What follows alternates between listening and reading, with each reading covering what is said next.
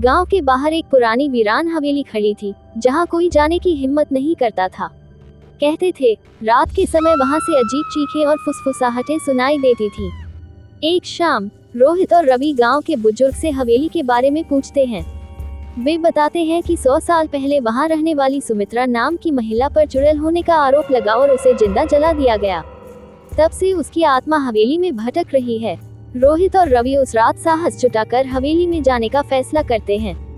हवेली के दरवाजे पर पहुंचते ही ठंडी हवा चलने लगती है। लकड़ी का दरवाजा चरमराते हुए खुलता है और अंदर घुप्पा अंधेरा था। हवेली के अंदर धूल और मकड़ियों के जाले थे। जैसे ही उन्होंने दीवार पर लगी एक पुरानी तस्वीर को छुआ, एक साया तेजी से उनके पीछे से गुजरा। जैसे ही वे अंदर बढ़े, उन्हें लगा कि कोई उनकी निगरानी कर रहा है। अचानक एक कुर्सी अपने आप खिसकने लगी। रवि डरकर रोहित का हाथ पकड़ लेता है, लेकिन रोहित जिज्ञासा से आगे बढ़ता है। तभी एक धीमी आवाज आई, तुम यहाँ क्यों आई? दोनों लड़के सन रह गए। उन्हें कोई दिखाई नहीं दिया, लेकिन वे महसूस कर सकते थे कि कोई उनके बहुत करीब था। वे एक बड़े हॉल में पहुंचे, जहां एक पुराना आईना पड़ा था। जैसे ही रोहित ने उसमें देखा, उसे अपने पीछे एक सफेद लिबास में खड़ी महिला दिखाई दी। जैसे ही रोहित ने मुड़कर पीछे देखा, वहां कोई नहीं था, लेकिन आईने में सुमित्रा की लाल चमकती आंखें अब भी टकटकी लगाए देख रही थी। तभी हवेली में दरवाजे अपने आप बंद होने लगे। हवा तेज हो गई और एक कर्कश हंसी गूंज उठी। अचानक एक पुराना किताबखाना खुला, जिसमें एक डायरी पड़ी थी।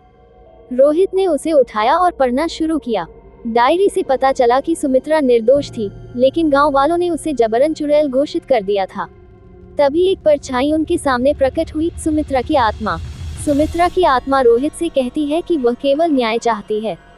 रोहित उससे कहता है कि वह गांव वालों को सच बताएगा, लेकिन तभी रवि भय से दरवाजे की ओर दौड़ता है और गलती से एक मोमबत्ती गिरा देता है। हवेली में आग लग जाती है। सुमित्रा की आत्मा चिल्लाती है, मुझे दोबारा जलने मत दो, लेकिन आग ने पूरे हॉल को घेर लिया। रोहित और रवि किसी तरह बाहर भागते हैं।